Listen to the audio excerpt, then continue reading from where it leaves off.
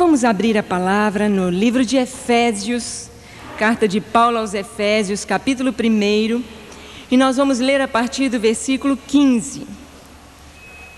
Efésios, capítulo 1, versículo 15. Compartilhe sua Bíblia com alguém que esteja perto e que não tenha Bíblia. Efésios 1,15 diz assim: Por isso também eu, tendo ouvido a fé que há entre vós no Senhor Jesus e o amor para com todos os santos, não cesso de dar graças por vós, fazendo menção de vós nas minhas orações, para que o Deus de nosso Senhor Jesus Cristo, o Pai da glória, vos conceda espírito de sabedoria e de revelação no pleno conhecimento dele, iluminados os olhos do vosso coração, para saberdes qual é a esperança do seu chamamento, qual a riqueza da glória da sua herança nos santos, e qual a suprema grandeza do seu poder para com os que cremos, segundo a eficácia da força do seu poder, o qual exerceu ele em Cristo, ressuscitando-o dentre os mortos e fazendo-o sentar à sua direita nos lugares celestiais, acima de todo principado e potestade, poder e domínio e de todo nome, para que se possa referir não só no presente século, mas também no vindouro. Bom, irmãos, nós estamos estudando a carta de Paulo aos Efésios, e nós já vimos que esta carta não foi direcionada para uma igreja cheia de problemas, ou uma igreja cheia de dúvidas, ou cheia de questionamentos. Então, de todas as cartas às igrejas que Paulo escreveu, essa é a carta mais impessoal, ou seja, a carta mais, vamos dizer assim, ligada diretamente do céu à terra, trazendo a vontade de Deus, o propósito de Deus, a vontade de Deus, o plano de Deus, o projeto de Deus para cada um de nós. E Paulo aqui, ele está fazendo uma oração. E ele diz assim, versículo 15, Efésios capítulo 1, verso 15, ele diz: Por isso também eu, tendo ouvido o quê? A fé. Fé de quem? Dos irmãos. A fé que há entre vós. Irmãos, a nossa fé honra o nosso Deus. A nossa incredulidade desonra o nosso Deus. Quando nós cremos no que Deus diz, nós o honramos. Quando nós não cremos, nós o desonramos. É como se a gente estivesse chamando de mentiroso. Quando Jesus estava aqui, falava com os fariseus, falava com os estudiosos da palavra de Deus, os escribas, e eles falaram assim: olha, nós temos um pai que é Abraão. Jesus disse: não. Se vocês fossem filhos de Abraão, seriam como Abraão. Fariam o que Abraão fez. Abraão viu o meu dia e se alegrou. Abraão conhecia a voz do meu pai. Se vocês fossem filhos de Abraão, conheceriam a meu pai e a mim. Vocês iam conhecer.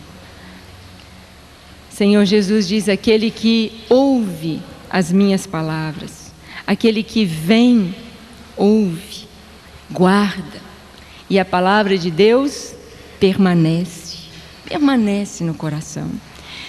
Nós sabemos que as lutas vêm, irmãos, e Jesus disse assim: olha, é necessário, é mister que haja escândalos. Vai haver escândalos. Vai ter gente que não é do nosso meio e que vai ter um nome e vai fazer bobagem e vai cair no pecado. É necessário, vai haver escândalos. Mas Jesus diz que o próprio escândalo serve para quê? Para mostrar ou para peneirar, para mostrar aqueles que estão firmes. Aqueles que estão firmes. Eu fico pensando naquelas palavras de Jesus, quando ele estava prestes a ser preso, ele caminhando, indo para a ceia, a última ceia, a instituição da ceia, né? A Páscoa que ele comeu com os discípulos. E Jesus olhou para Pedro e disse: Simão, Simão, Satanás me pediu permissão para te joeirar como trigo, mas eu roguei por ti. Eu roguei por ti. Satanás pediu permissão para joeirar, para sacudir Pedro. E Pedro disse: não, Senhor, eu estou pronto a ir contigo até a morte, a prisão, o que for preciso, Senhor, eu estou aqui do seu lado. Jesus disse: ô Pedro, essa noite, antes que o galo cante 3 vezes, cante pela segunda vez, 3 vezes tu me negarás. Você vai me negar, Pedro? Senhor, não, eu, Senhor. Todos podem fazê-lo, mas eu nunca. Ah, irmãos, a gente não sabe do que a gente é capaz. A gente não sabe. Mas nós sabemos do que Deus é capaz por nós. Jesus disse: Simão, Satanás vai te joeirar, vai te peneirar, mas eu roguei por ti. Você já pensou que coisa mais linda? Jesus orando por nós. Ele diz: eu roguei por ti, eu pedi ao Pai. E Jesus disse para Pedro: olha, Pedro, quando você se converter, anima os seus irmãos. Deus tem um propósito quando nós nos convertemos. E para Pedro era: anima seus irmãos. E quando você abre e lê as cartas de Pedro, e vê o coração de Pedro rasgado ali naquelas cartas, você vai ver um pastor amoroso. Pedro era um pastor amoroso, e que estava cuidando daquelas ovelhinhas que estavam para morrer. As cartas de Pedro falam do sofrimento, da tribulação, da perseguição.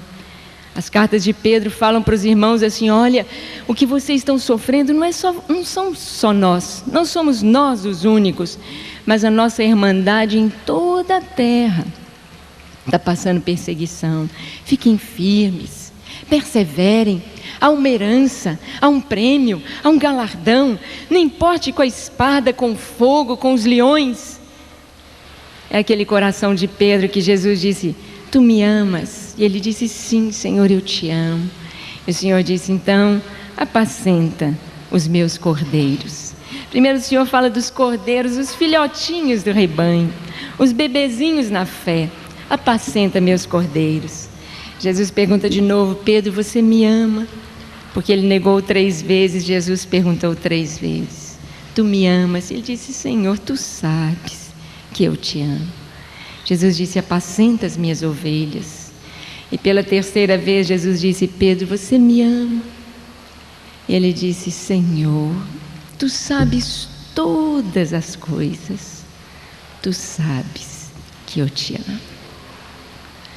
Ah, irmãos, para a gente falar isso com o coração aberto, olhando nos olhos de Jesus, tu sabes todas as coisas, tu conheces meu coração, tu sabes.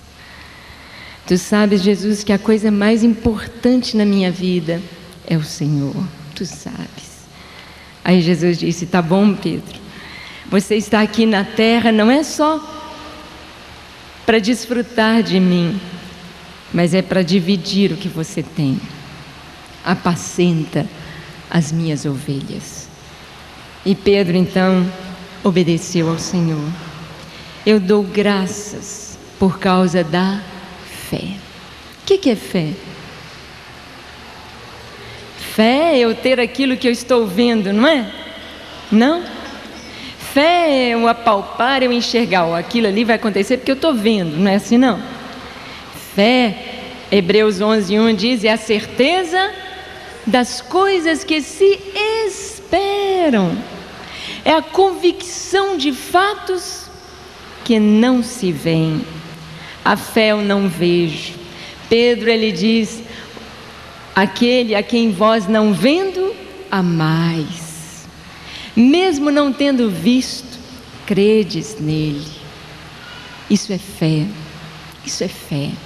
E lá no mesmo livro de Hebreus, no capítulo 11, verso 6, diz: porque sem fé é impossível agradar a Deus.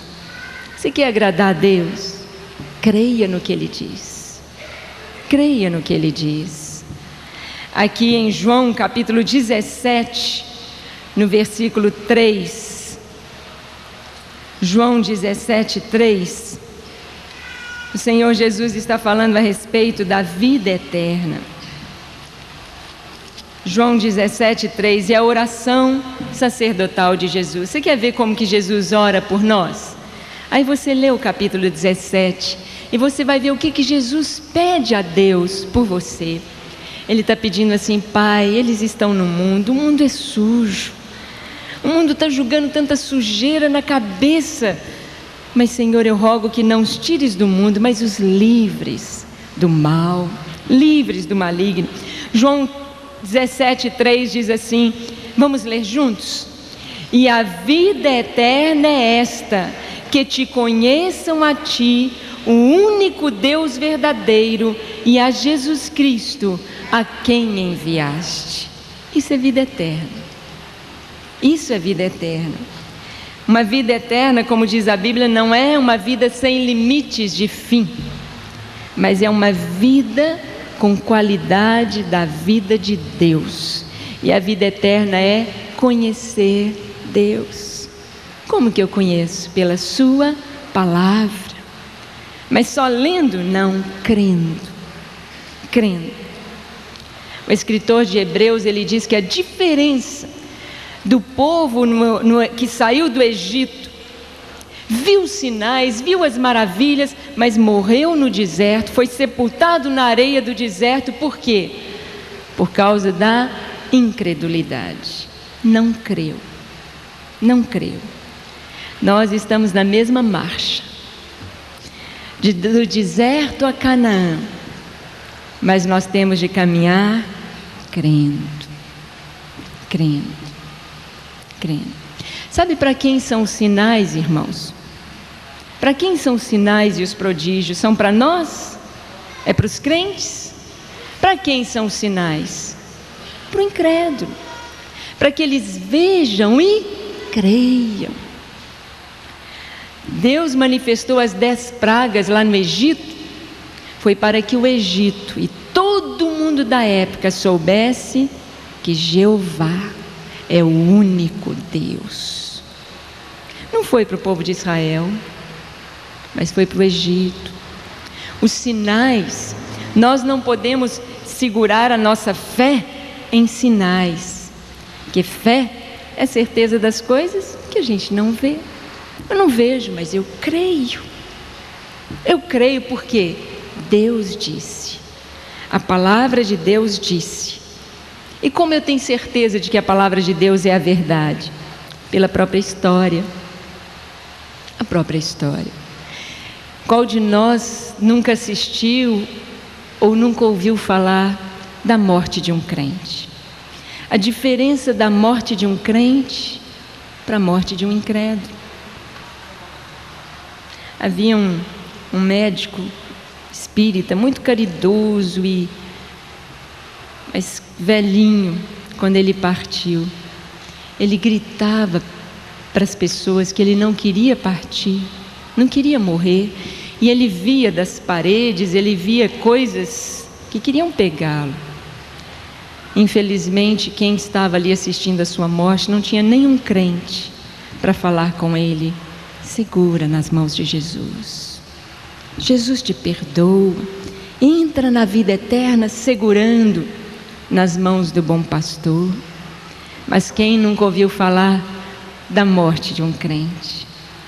Quantos morrem sorrindo, cantando, falando: eu estou vendo anjos, Jesus.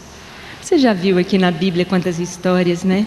Estevão lá sendo martirizado, e as suas últimas palavras ele disse: eu estou vendo os céus abertos e o Filho do Homem à direita, ao lado do trono de Deus. Ele diz: Pai, Senhor, não imputes este pecado a estes que estão me apedrejando. Nas tuas mãos eu te entrego o meu espírito. É tão diferente, é tão diferente. A história nos conta que isto é verdade, que a palavra de Deus é a verdade. Eu dou graças a Deus por causa da vossa fé.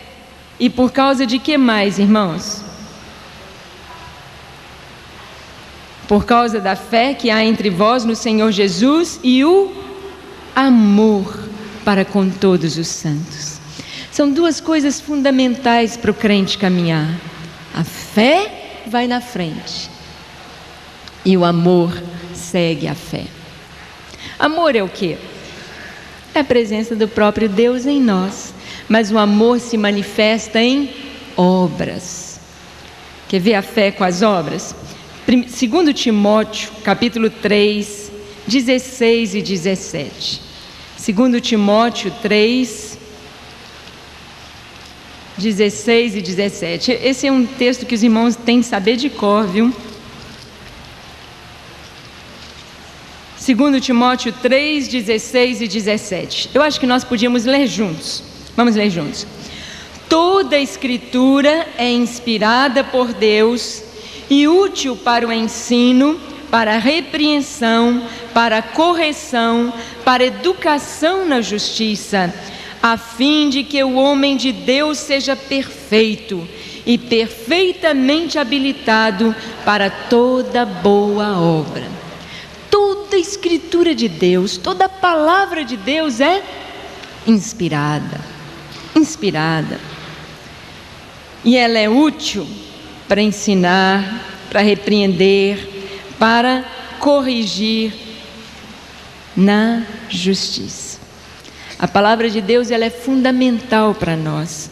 Irmão, se você soubesse o privilégio, a riqueza que você tem aqui, você é rico demais. Você é rico demais. Se nós não tivéssemos nada, só com essa palavra. Jesus disse para o diabo, quando o diabo falou: você está com fome, você está no deserto, você não tem nada. Mostra que você é filho de Deus. Transforma essa pedra em pão. Jesus respondeu para o diabo: olha, eu tenho uma coisa que me dá tudo o que eu preciso. Nem só de pão viverá o homem, mas de toda palavra que sai da boca de Deus. Porque nenhuma dessas palavras, irmãos, eu tenho certeza que quando a gente escreve uma carta, escreve uma redação, escreve um texto, quantas vezes você escreveu tchum, tchum, tchum, tchum, tchum, tchum, aí quando você vai reler, você fala: não, isso aqui não está bom não, e você corta, tchum, tchum, não, isso aqui não está muito claro, e você vai arrumando, depois você tem de passar a limpo. Mas a palavra de Deus é perfeita, a palavra de Deus é provada, é escudo para aqueles que nele se refugiam. Jesus disse: olha, os céus passarão, a terra, mas as minhas palavras não hão de passar, não vão passar. A palavra de Deus é fiel. O Senhor várias vezes, lá no profeta Jeremias, várias vezes ele disse para o seu povo, ele disse: olha, não é por causa de vós que faço isso. Em Isaías também, mas é por causa da minha palavra, do meu nome, a minha palavra. Deus vela sobre a sua palavra para cumprir. Fé é na palavra, irmãos, de Deus. Não é na palavra e na interpretação de líderes, mas é na palavra de Deus. O que Deus assumiu, Ele cumpre. O que Deus assumiu, Ele cumpre. E diz aqui que toda a Escritura é inspirada. O versículo 17, para que nós temos de ter a palavra de Deus? A fim de que todo homem de Deus seja... E você é perfeito? Você é perfeito? Tem de ser. Tem de ser, está escrito aqui. O Senhor falou: sede perfeitos como é perfeito o vosso Pai. Aí você fala: ninguém é perfeito. Está escrito isso aqui na Bíblia? Ninguém é perfeito.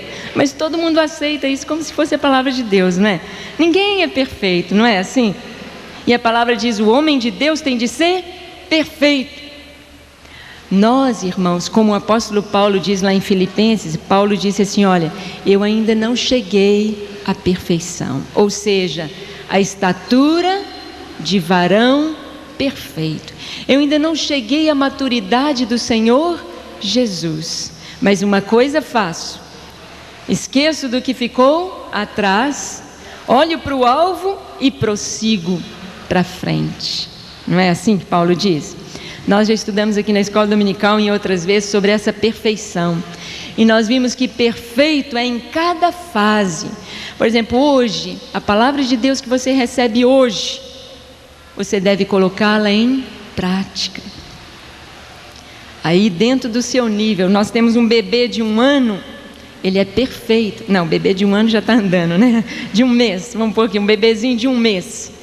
Ele é perfeito. O médico olha e fala: minha senhora, seu filho está perfeito. Uma criança linda, perfeito. O peso está dentro da tabela, a medida dele está dentro dos padrões, o desenvolvimento motor, psíquico dele está dentro do padrão para 1 mês de vida. Mas se comparar uma criança de 1 mês com um adulto, falta tanto, não é? Se comparar a gente com Jesus, falta tanto, não falta? Mas o Senhor quer que você seja perfeito para um bebê de 1 ano de convertido, 5 anos de convertido, 10 anos de convertido, 20 anos de convertido. Que você não seja um filho anormal, né? Que tem criança ou tem pessoas que só vão engordando, né? Fica aquela pipona e não tem agilidade, não anda, não sai, não pratica esporte. É anormal, está errado. Tem de praticar exercício, tem de crescer, tem de agir para cada fase da vida. E a palavra de Deus nos diz que com o amor, que é a fé em prática, nós somos habilitados para toda boa obra. Toda boa obra, toda. Deus capacita a gente para falar, para orar, para pregar, para louvar, para ser bênção naquilo que Deus nos tem chamado, para ser bênção. Toda profissão é tão importante. Agora, há pessoas que às vezes estão fazendo um trabalho que é igual o trabalho dos escravos lá no Egito, né? Lá no Egito o pessoal fazia o quê? Fazia tijolos. De quê? De barro. Barro com quê? Com palha. Trabalho sujo. Eles voltavam para casa igual o porquinho que saiu da lama, cheio de barro, sujo, com mau cheiro. Há muitas pessoas cujo trabalho que elas exercem é um trabalho sujo, desonesto. Está vendendo uma coisa desonesta, está passando uma ideia errada, está vendendo bebida, cigarro. Não é correto. Deus não quer que a gente trabalhe para o inimigo, mas que nós trabalhemos para Ele. Para Ele. Que a gente faça aquilo que glorifica o seu nome. O versículo 16, Paulo diz: não cesso de dar graças por vós, fazendo menção de vós nas minhas orações, para que o Deus de nosso Senhor Jesus Cristo, Pai da glória, vos conceda o quê? Espírito de sabedoria e de revelação no pleno conhecimento dele. Sabe como que a gente cresce na vida cristã? Conhecendo Jesus. Cada dia nós vamos conhecendo o Senhor, aí a gente vai crescendo. Como é que a gente conhece Jesus? Pela palavra. A palavra é pão, a palavra é água, a palavra é mel, a palavra é leite, e você tem comido a palavra. A palavra é alimento, a palavra nos fortalece. Quantas vezes naqueles momentos tão difíceis, a palavra de Deus vem como espada ou como escudo e protege você, e faz o inimigo cair fora, e te dá vitória, e não deixa você entrar num caminho errado. Quantas vezes? Quantas vezes? Às vezes, irmãos, há pessoas que se desviam e abandonam o caminho do Senhor por dar ouvidos à voz do mundo, dos amigos. Mas o mundo, os amigos, o inimigo levam o homem para onde? Largue a porta. Largue o caminho, espaçosa é a porta, espaçoso o caminho que conduz à perdição. O que Jesus quer dizer com largo? É aquele que não tem limite, pode tudo. Pode tudo. Hoje a filosofia da nossa geração é essa. Se você é feliz, está tudo bem. Se você tem resultado positivo, está tudo bem, não tem nada errado. Então, quantos estão lá na cadeira com o psicólogo e são homossexuais ou lésbicas e o psicólogo diz, não, tudo bem, tudo é permitido, já está sendo legalizado aí, está tudo bem. Outros lá nos seus vícios, nas suas drogas, não, se você está bem, se você é feliz, está tudo bem. O caminho é largo, não tem limite, ninguém aperta ninguém, tudo é permitido, mas esse caminho leva para a perdição, para a morte. O caminho é estreitinho, tinha um corinho quando a gente era criança, talvez alguns irmãos lembrem desse corinho. O caminho é estreitinho, mas eu sempre seguirei, seguirei nas pegadas do meu rei. O caminho é estreitinho. Por que o caminho é estreito? Porque só tem gente de passar um. Ai, se a gente pudesse carregar todo mundo que a gente ora, não é? Junto com a gente. E trazer os familiares e... Ai, que vontade, mas só passa um. Você só pode levar você. Só você. O caminho é estreito. Na palavra de Deus há limites? Há. Mas que limites são esses? Limites de segurança. Se você sair daquela tarja amarela que limita o caminho do Senhor, ali você corre risco de vida. Você pode morrer fora daquela segurança. Não é assim nas nossas estradas? Não ultrapasse. Não faça isso, seja prudente. Tem as orientações para você caminhar na estrada com segurança. Nós também temos orientações. O Senhor disse que a arca... Olha, eu acho tão linda essa figura, irmãos. Quando Moisés morreu, o povo foi entregue nas mãos de Josué. E sabe o que significa Josué? Yeshua, ou Jesus. Jeová salva. Deus salva. O povo é entregue nas mãos de Josué.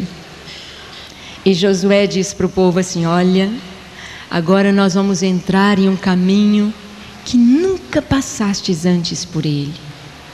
A arca do Senhor vai à nossa frente, 2.000 côvados, para que todos vejam a arca e sigam atrás dela. Porque por este caminho nunca passastes antes. Cada dia é um dia pelo qual nós nunca passamos antes. É um novo caminho, é um novo dia, tem seus novos desafios, cada semana, cada minuto. Mas nós devemos ter uma distância que possamos ver a arca, a presença de Deus, a palavra de Deus, para irmos por onde ela for, andarmos em suas pisadas. O caminho de Deus é perfeito para que nós possamos seguir sem ter do que se arrepender, sem ter do que chorar. Olhar para o Senhor é caminhar em regozijo. Cada dia é dia de vitória. E aqui a palavra de Deus nos diz, Paulo está orando pelos Efésios, ele diz, olha, eu peço a Deus que dê a vocês, irmãos, o espírito de revelação e de sabedoria no pleno conhecimento de Jesus. Nós já vimos aqui em João 17:3 que conhecer Jesus é ter a vida eterna. Pai, a vida eterna é esta, que te conheçam a Ti.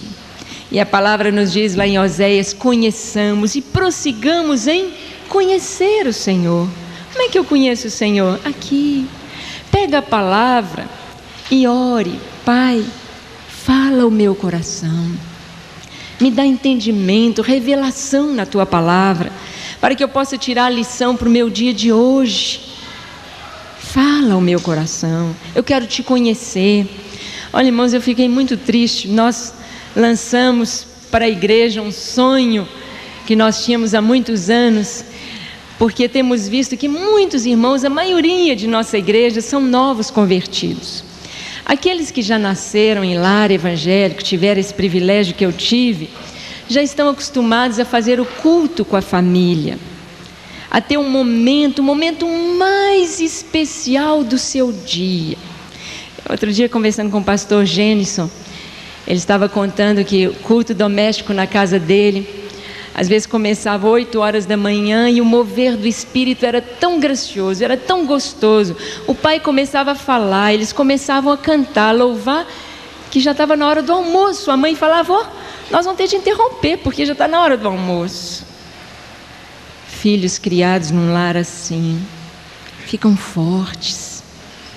Às vezes você fica chorando: ora por mim, minha família, meu filho, minha filha. Mas você, o que é o momento mais importante do seu dia? Qual é? É quando você vai para o trabalho? É quando você bate seu ponto? É quando você sai do trabalho? É quando você se ajoelha? É quando você dá a mão para sua esposa, para seus filhos e fala: vamos orar ao Senhor. Filho, você está indo para a aula, vem cá, vamos orar. Pai, coloco o Joãozinho no teu altar, põe teus anjos à sua direita, dá-lhe inteligência, que ele seja um bom aluno, que ele seja uma bênção na escola. A esposa ora pelo marido: Senhor, abençoa teu servo no trabalho, que ele seja uma bênção, uma luz, seja cheio do teu Espírito Santo, que ele seja um ganhador de almas, que ele marque a presença do Senhor onde ele estiver. O marido ora pela esposa: Senhor, abençoa minha amada, ela vai ficar em casa, cuidando das crianças, da casa. Manda teus anjos, para que ela seja renovada em suas forças. Dá-lhe a bênção, usa com poder. O que é mais importante na sua vida, na sua casa? E nós lançamos aí o Pão da Vida. E às vezes eu pergunto para irmãos que eu tenho certeza que já compraram, que estão usando. Falo: irmão, você já leu o Pão da Vida?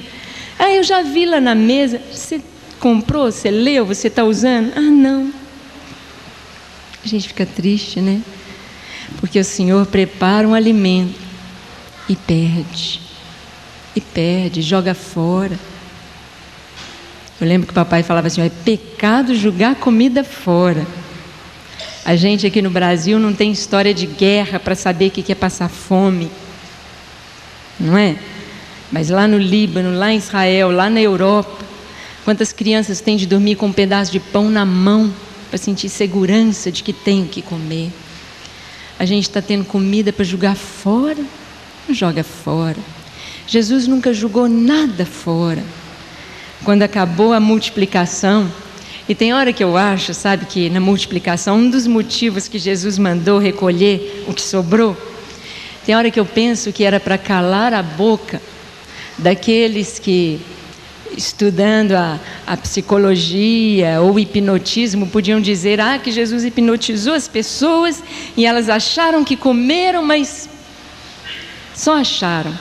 Aí Jesus falou: recolhe o que sobrou.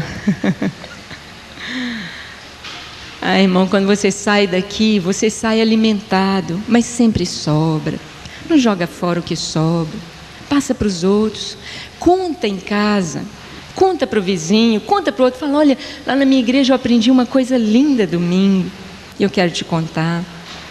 Pega o Pão da Vida, chega em casa com a sua família, ou se você não tem família, mora sozinho, você e o Senhor. Segue, lê aquela leitura, lê o texto, ora. É pão, é comida. Não joga fora. Não jogue fora. Crescer no conhecimento do Senhor. Vendo aqui o último, no versículo 18, Paulo ora dizendo o quê? Eu quero que o Senhor ilumine os olhos do vosso corpo, não é? Os olhos do vosso corpo, da vossa cabeça, é? Não, os olhos do coração. Ah, irmãos, Jesus quer que nós tenhamos luz nos olhos do coração. Eu posso caminhar com muita segurança daqui até lá no final, por causa dos meus olhos. Eles podem ver o caminho e o meu cérebro calcula os meus passos e me leva até lá. eu tenho de ter a visão para poder caminhar com segurança. Paulo, ele ora: Senhor, ilumina o entendimento, os olhos do coração.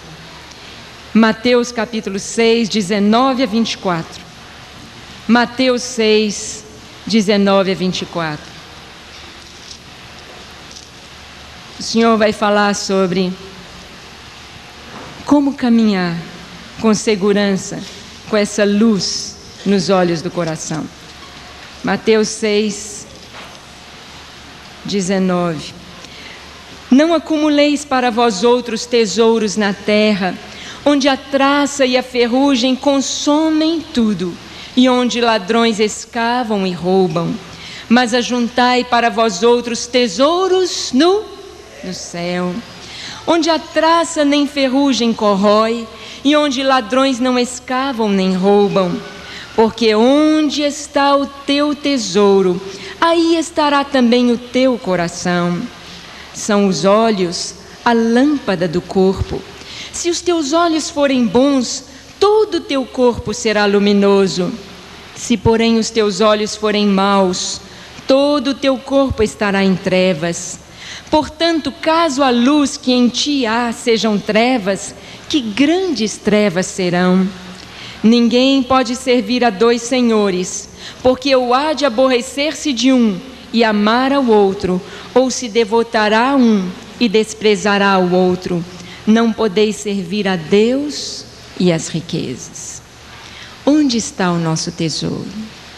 Onde estão os nossos olhos?